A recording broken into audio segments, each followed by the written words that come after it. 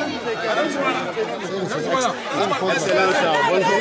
Vous venez de visiter des sites d'inondation et des lieux de relocalisation des victimes. Alors après cette visite, quelles sont vos premières impressions? La plus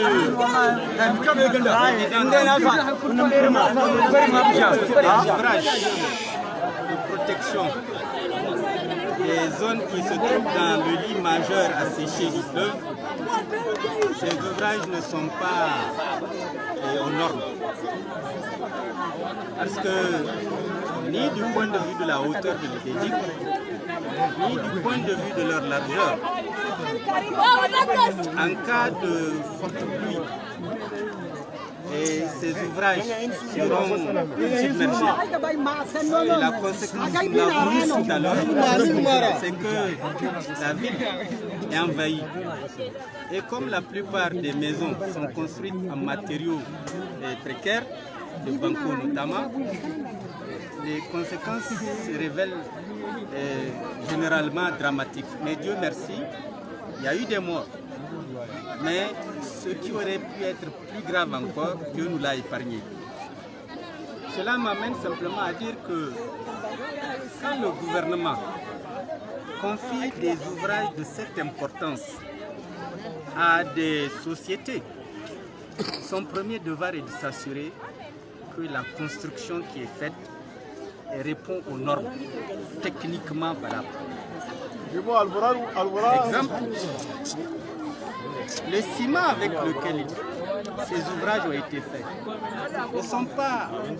c'est pas du ciment qui correspond à ce qu'on appelle les hautes.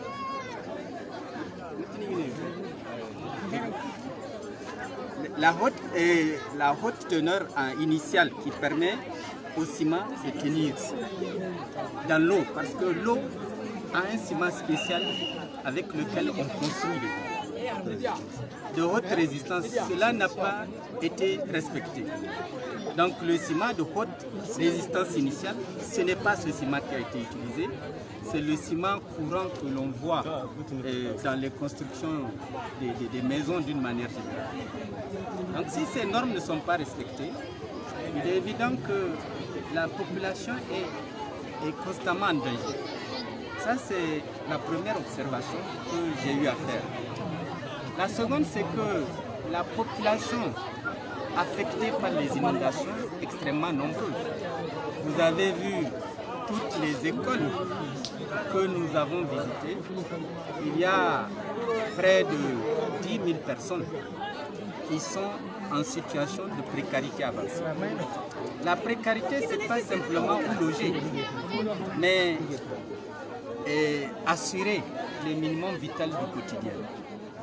J'aurais pensé, à juste et en toute légitimité, que le gouvernement aurait dû s'assurer que ces populations aient des aides alimentaires appropriées dans des conditions de ce genre.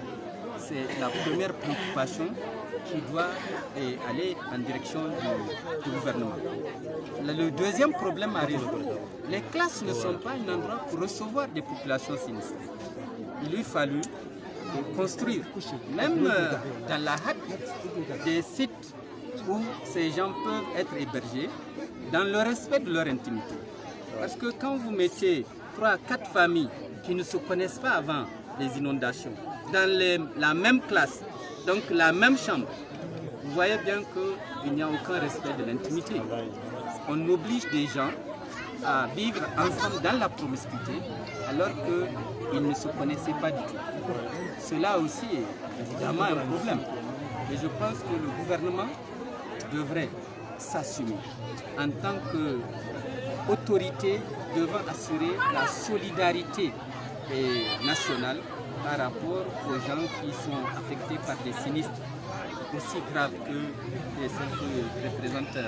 les sinistres aussi graves que ceux représentés par les inondations. Donc ces problèmes sont réels.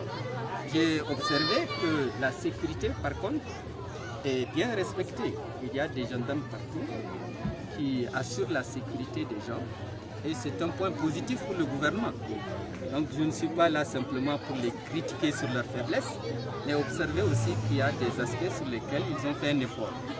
Mais il faut qu'ils aillent au-delà de ces efforts. Ils ne doivent pas attendre de l'aide internationale pour aider les populations en détresse.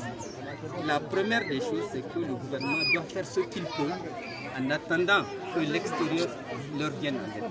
Mais les laisser pour compte et dire qu'on attend de l'aide extérieure pour pouvoir intervenir, je trouve que politiquement et humainement, c'est irresponsable. Merci, Excellence. Merci.